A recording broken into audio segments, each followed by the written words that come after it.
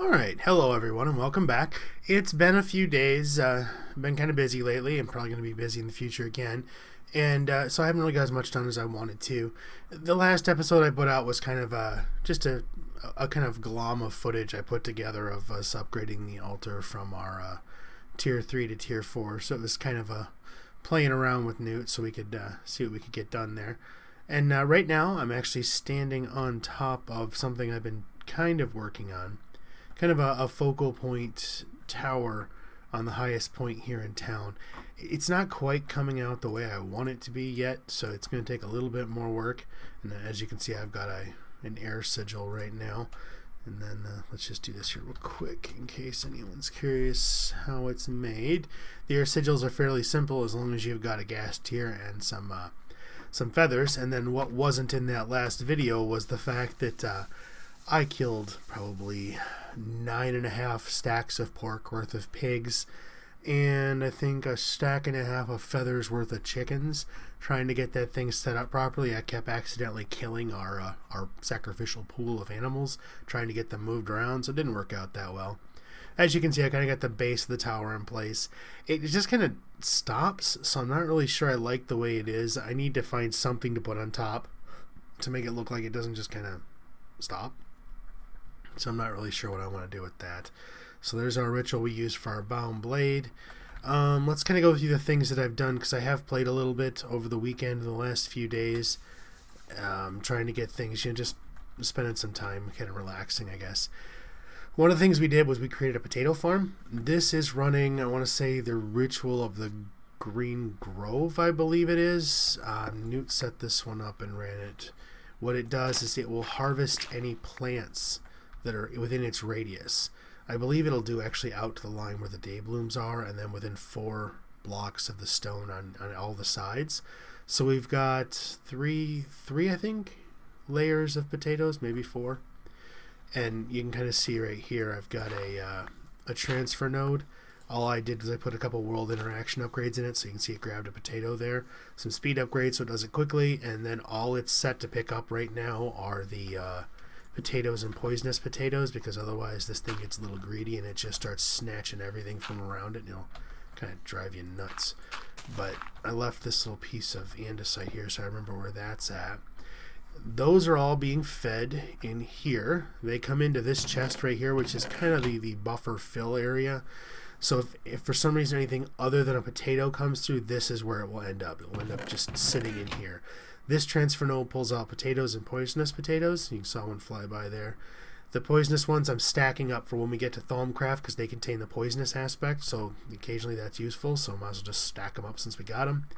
This had 3,000 potatoes in it last night when I logged off, because there was a backup in the amount of mana this thing was getting. This flour did not have enough power, so it wasn't able to properly, this exoflame wasn't cooking correctly. So what I did before I logged off last night was I created this mana pool.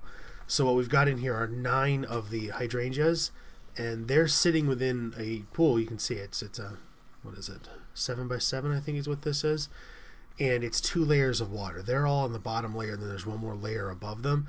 This pretty much guarantees they cannot drain this, because they won't drain the water above them. They'll only drain it around them on the same horizontal axis.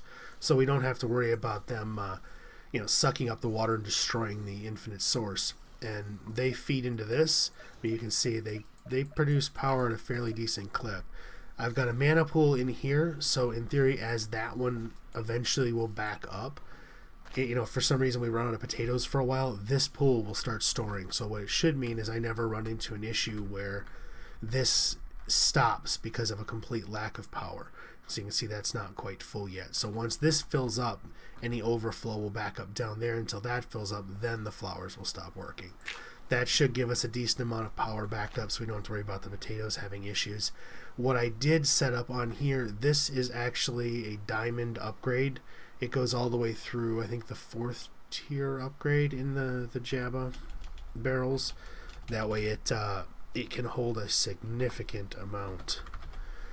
Yeah, we went all the way up to the 4th tier upgrade, and I believe I put one 9x upgrade into it. The 9x is created with 3 of the 3x, the 3 is created with 3 of these. So you end up needing 9 of these things to make it total. And what ends up happening is just a piston and a barrel, and you squish it down to a single upgrade. They've also got a void upgrade on them, so if for some reason this thing manages to get almost 41,000 baked potatoes inside of it, it will start voiding any of them, so I don't have to worry about this thing backing up with potatoes laying all over the ground. I don't remember if I put a void upgrade on this one or not. I don't see us getting enough poison potatoes to cause that to be an issue, but I'll have to keep an eye on it just in case. When I built the tower, I extended the dirt out a little bit here, so it didn't just kind of hang there. I wanted it to kind of look like it came down a little bit. I'm trying to think of the other things I did quite a bit of exploring, and one of the things I came up with, I found a greatwood tree, one of the spawner ones with the webs all over it, that had a chest under it, and that chest had ender lily seeds. So I have 5 of them. I've got one of them sitting here. It's just attached to a Steve's factory manager that's basically always looking at this block. Is there an ender lily seed here? No, put one there. If there is one here, if I harvest it, will I get an ender pearl? If the answer is no, it just kind of sits there. If the answer is yes, it harvests it, takes the pearl, it drops everything in here, which then flips into the clause of there's no ender lily seed here, so it plants one. I tossed a couple of the agra carnations on here, and there's nothing else in range they're hitting, so they're just constantly throwing their growth rate increase at this thing. And since it's sitting on the ender core, it has a higher chance of being able to grow. So overnight, probably in the last probably 12 or so hours, it's generated 13 ender pearls. So it's doing really well as far as ender pearls go. I've got a chunk loader keeping just this chunk. It's sitting and loaded. These over here are being held by that chunk loader there. So because this is a diluted pool, it doesn't seem to be running out, even though it's kind of the little one. Those are normal. We've had those for a while. This is what we were working on last time. After harvesting this several times, didn't really need that many flowers at this point in time, so there was no point in automating it. So right now there's just a button. You hit the button, it thumps really loud, harvests a bunch of them. I can just run around and pick them up.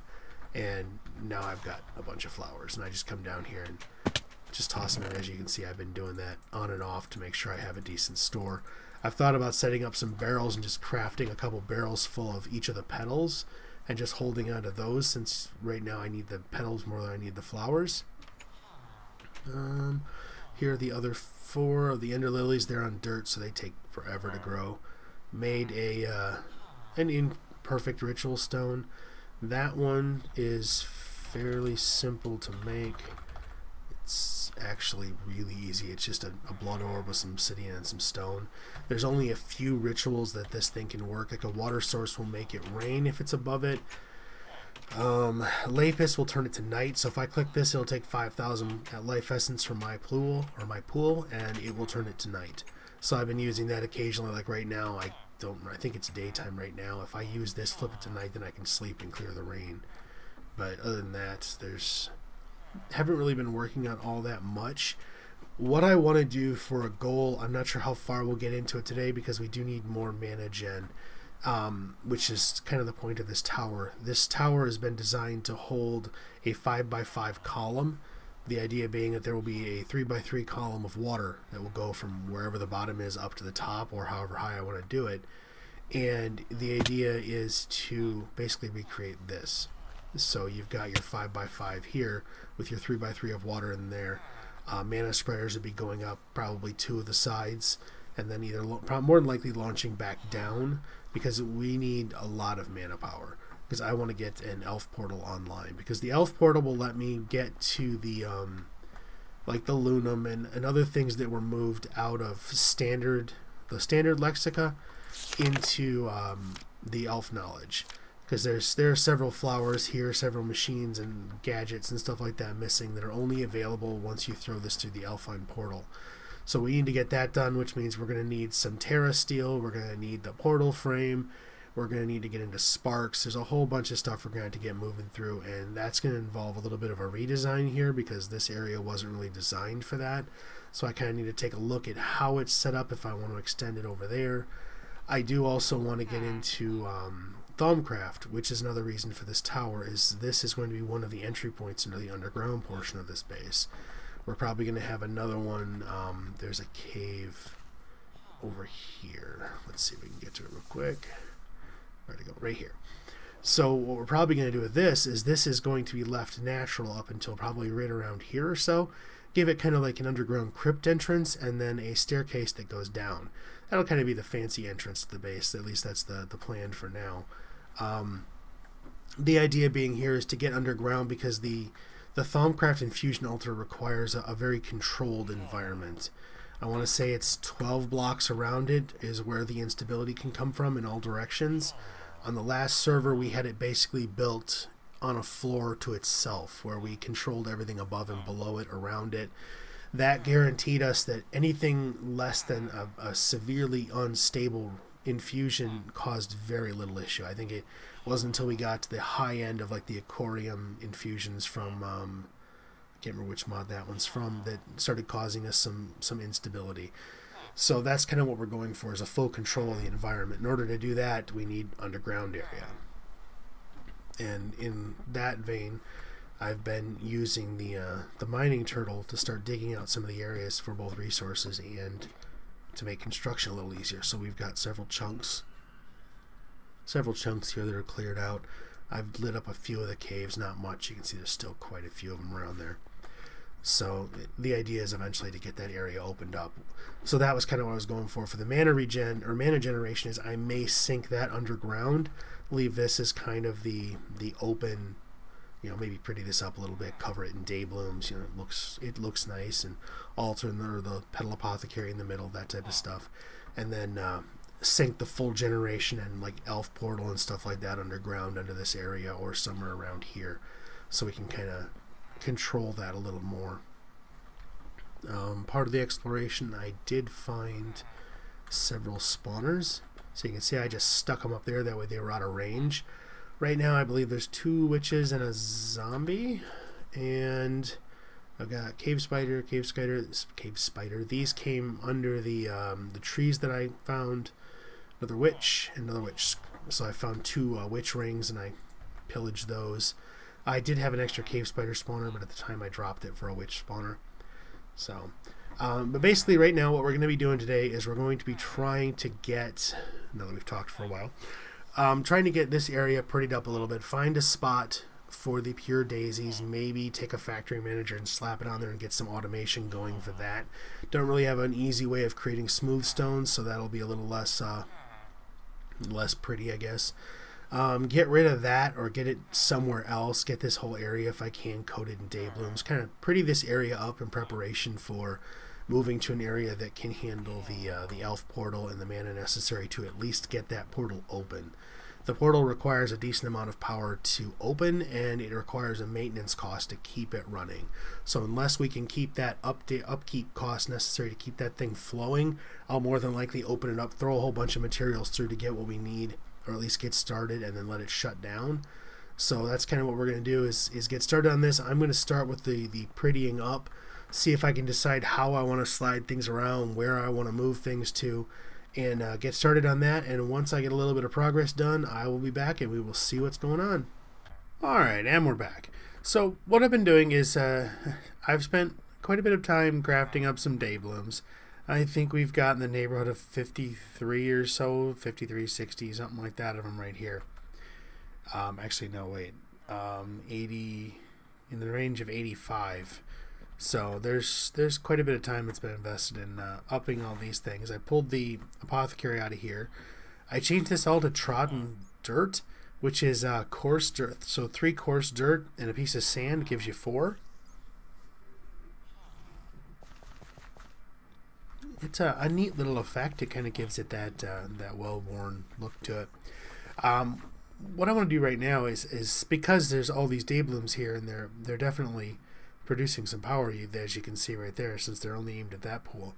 I want to create one of these, a mana distributor. What it'll do is if it hits a mana burst, it spreads it to the 4 pools in contact with its sides. So we can see if we can, if nothing else, at least bank some of that power, because that's kind of what we need right now. And you can see I emptied the original pools with 2 mana tablets. And then what I did was I moved, oops, it's over here now.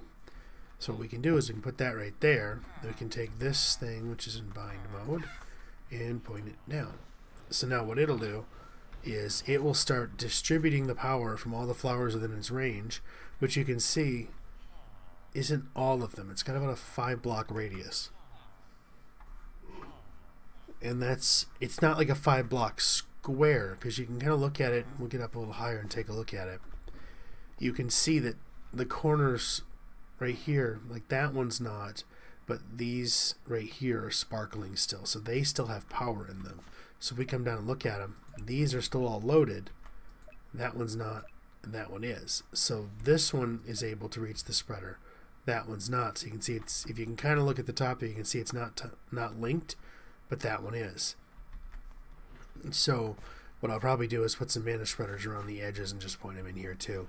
The idea being to just try and get as much of the power into those things as possible. Actually, we've got 4. Let's just do that. How much power is in this thing? Yeah, not much. So what we'll just do is we will put them in the corners here. That, oops, will hopefully give us a little bit of a coverage range. We may lose a little bit on burst length, but we'll see. So now we'll bind, oops, bind, no, bind mode, there we go, to here. Nope, it makes it good. We don't have the mana burst showing, because before, when I had it launched from there over to here, right around here is where it started degrading. Get all these aimed inward. Let's go take a peek and see how we're doing. Yeah, see now if you look at it, now you can see it's the opposite. The ones in the middle are all lit up, but the ones on the edges aren't. So what we'll do here is we'll take this one extra I've got, and here, there. Now we'll do bind that one. It's a little bit of a hodgepodge, but it works. Plus, you know, it doesn't really look all that bad, really. That should... So you can kind of see the one in the center on each side isn't able to reach a spreader. So in theory, if I move the spreaders forward one, but I'd block that flower then. So we may just have, we'll lose 4 Dayblooms worth of power. That's not that big a deal. So we should be okay there. And actually, we will retask these for use elsewhere. There we go.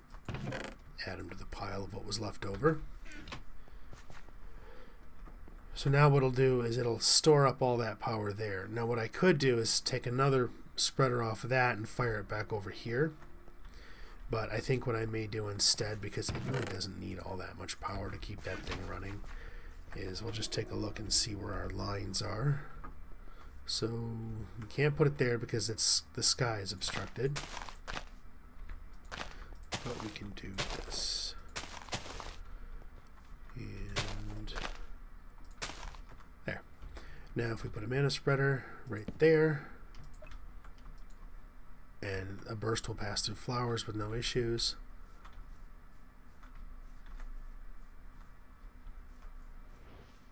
Make sure all these are linked, which they are. Flip that back into function mode.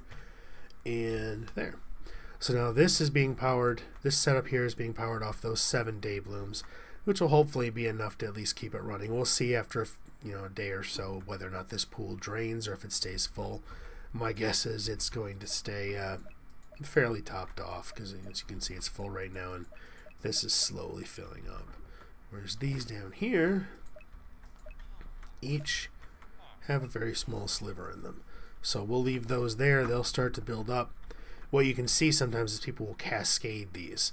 So every other one or so will be that type of thing, or you'll have sparks, and you can get some pretty sizable mana batteries set up. Let's see. So now what I have to do is I'm going to need to put a little more thought than initially intended into how to set this up, because I want to get the Botania room underground built, but I don't want to have to move it later. So I need to decide at what level we're going to be working at, because I want it to have probably 10 to 20, maybe at least 10 blocks of dirt between the surface and the underground. Yeah, 10 to 20 should do, just to kind of give us some working room. So if we have to dig down a little bit on the surface, we're not going to worry about breaking into a room. And like I was saying, the infusion room is going to require more depth because it requires a larger radius. So we'll have to look at that. So it's going to kind of flow with the land a little bit. So like if it was over here, it'd be a little higher. So I kind of want to see what I can do here. Either that or we'll level it all out. But I want to look at some different, some actual real world crypt designs and things like that to try and get an idea of the layout and how we want to do it, because we'll probably have like maybe one big room for mana generation, a room off to the side for the portal, that type of thing. But I think that's going to be something I'm going to look at between now and the next time we record a video here to try and figure out how we wanted to move forward, because it is going to take several hours of digging to get that area cleared out. So I think for now we're going to call it, and I'm going to say thank you for watching, and I will be back next time.